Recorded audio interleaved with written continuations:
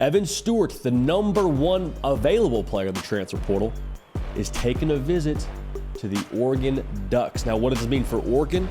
How would he fit in Eugene? We'll talk about all that here, but make sure you subscribe to the On3 YouTube channel, talking college football every single day. When Evan Stewart commits, whether it be to Oregon, whether it be to somewhere else, we will have a rapid reaction for you. So make sure you subscribe right here so you don't miss a minute of what we got going on. All right, appreciate you in advance for that. Also, follow me on Instagram, follow me on Twitter at JD Piquel. Let me know how you would feel if Oregon were to land Evan Stewart. So again, setting the table, Evan Stewart, the top available player in the transfer portal, wide receiver from Texas A&M, a tremendous talent, would be a massive talent addition to this Oregon offense that was already really good a year ago. Now, Bo Nix, he's gone playing quarterback, but you feel pretty good about what you have, not just starting for you next season, Dillon Gabriel, but you have behind him playing quarterback as well in Dante Moore. And I think that probably played a factor in getting Evan Stewart to visit. But when we talk about, the transfer portal and, where guys could end up, the term you'll hear a lot, or the question you'll hear asked a lot is, well, is he a fit? I'm just going to tell y'all right now, from a scheme perspective, Evan Stewart fits anywhere and everywhere that you would have him play.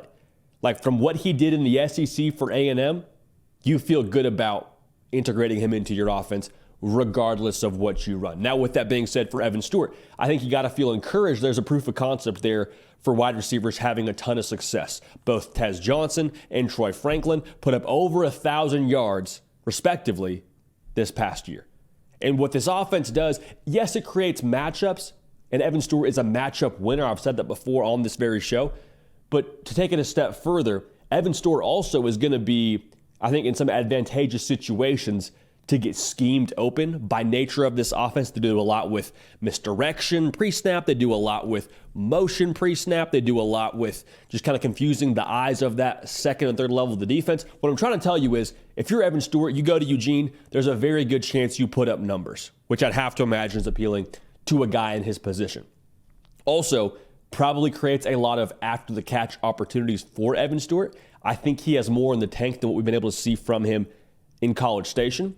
So keep an eye on that. That's a big factor. Tez Johnson also is coming back next year for Oregon, so that could maybe be a factor where it takes some pressure off of Evan Stewart. Can't double cover both of them. I'm just saying that. And again, the stability at quarterback, I think, probably didn't hurt things to have a quarterback for this upcoming season in Dillon Gabriel. That's massive. And then if Evan Stewart's back for another year, you got a quarterback in Dante Moore who can deliver the mail for you. So I think that's very encouraging. I think those are probably a lot of the boxes that are checked for Evan Stewart for where he wants to go next.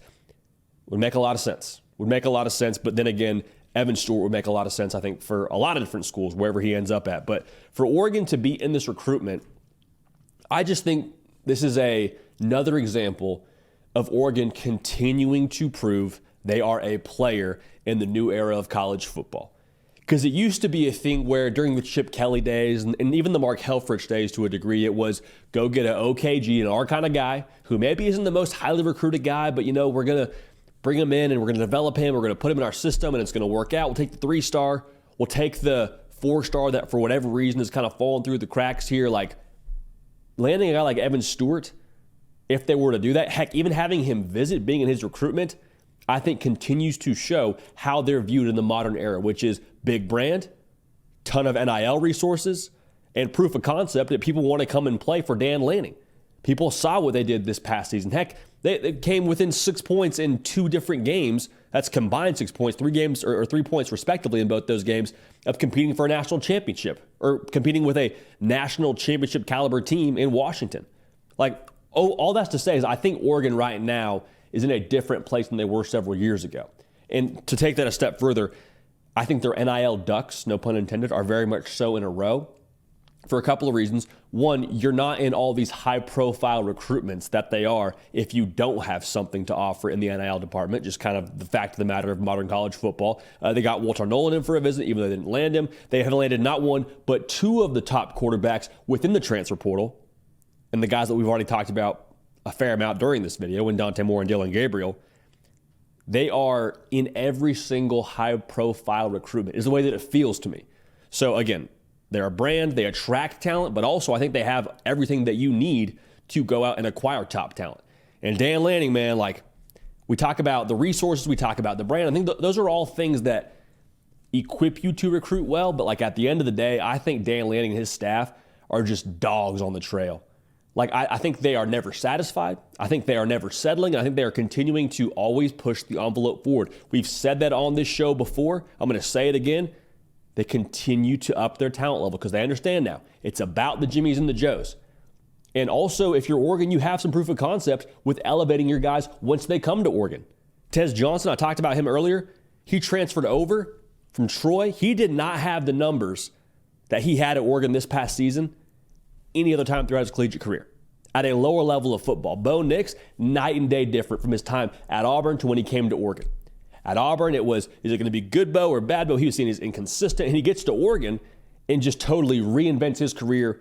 I think probably has a pretty solid NFL prospect going forward here for him when it comes to the NFL draft. So all that's to say, would make a lot of sense.